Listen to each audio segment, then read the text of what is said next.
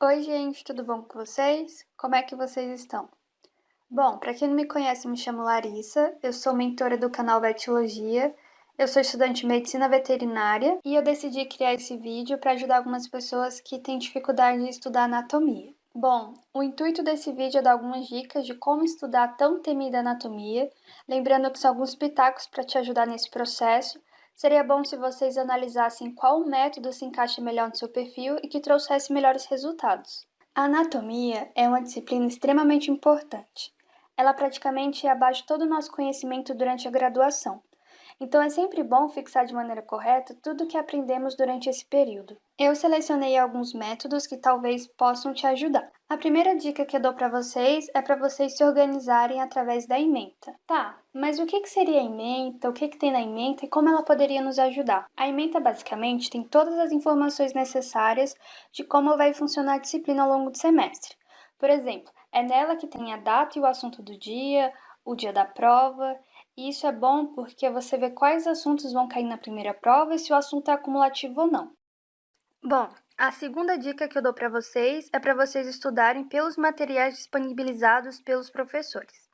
Eu acredito que muitos professores disponibilizam materiais para os alunos e é sempre bom vocês estudarem seguindo eles.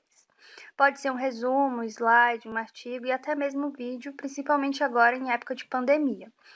Vocês também podem complementar utilizando termos e conceitos de alguns livros, mas lembrando que não é bom vocês fugirem da organização de como o professor está passando a matéria, para vocês não se perderem depois no conteúdo. Bom, a terceira dica que eu dou para vocês buscarem materiais complementares. É sempre bom vocês complementarem os assuntos buscando novas referências, novos conceitos, porque às vezes a forma como o professor explica o conteúdo não fica tão claro assim para vocês.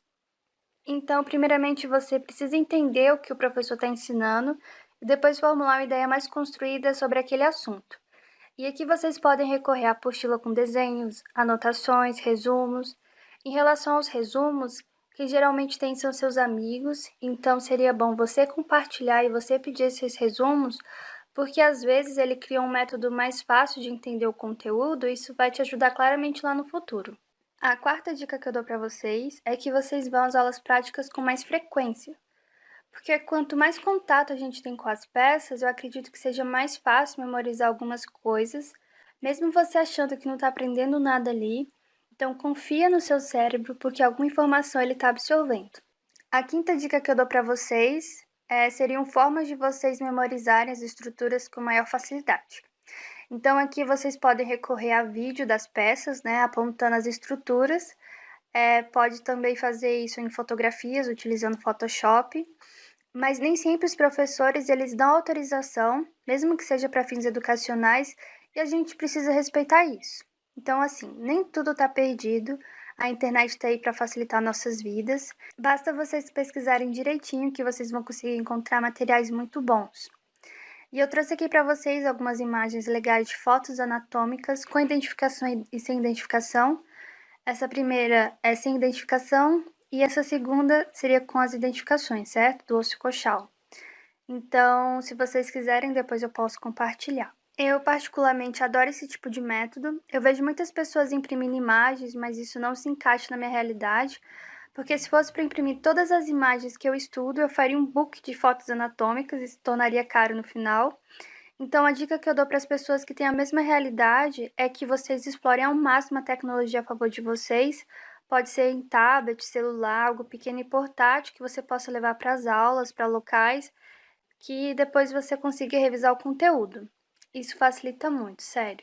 A sexta dica que eu dou para vocês é que vocês estimulem várias vias de aprendizado e façam isso de maneira aplicada, como por exemplo fazendo desenhos. Eu sei que nem todo mundo desenha bem ou é um Picasso da vida, mas só o fato de você criar uma maneira de identificar uma estrutura em um triângulo e associar com escápula é maravilhoso.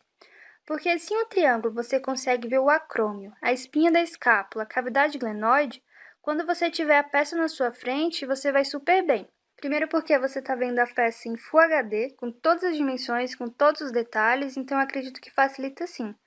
Tenta depois, tá? Mesmo que você não seja um Monet, um Michelangelo, um Da Vinci, enfim. Outra dica que eu dou para vocês é que vocês estudem utilizando os flashcards. Os flashcards são esses cartõezinhos, geralmente eu utilizo anotando as palavras-chave.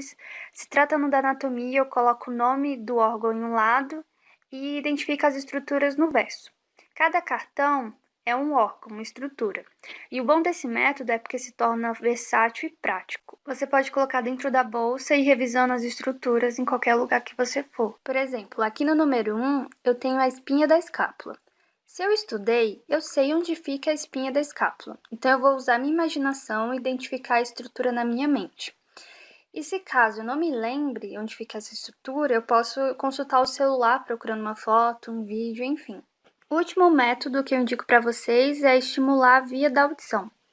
Então vocês podem, por exemplo, gravar um áudio falando as estruturas pausadamente. E aí você pode ver esse áudio dentro do ônibus, antes de dormir, no banheiro, no shopping, enfim, onde você for. É da mesma forma como funcionam os flashcards. Então você vai buscar essa informação visualizando a peça na sua mente e aí você vai conseguir identificar a estrutura. E dentro dessa ideia de estimular a via da audição, tem uma que eu acho muito engraçada, que são as paródias. Eu dei uma pesquisada no YouTube e eu achei várias paródias criativas que podem te ajudar de uma forma mais divertida. Existe uma outra forma de você memorizar algumas coisas que é através da técnica dos mnemônicos. Ela não é tão conhecida assim, mas basicamente é quando você associa uma coisa que você tem dificuldade com alguma coisa do seu cotidiano, alguma coisa que vai fazer sentido e vai facilitar na hora de você memorizar as coisas. Aqui na imagem a gente tem um exemplo, certo? E às vezes faz sentido para algumas pessoas, mas o importante é fazer sentido para você e você conseguir memorizar aquela informação.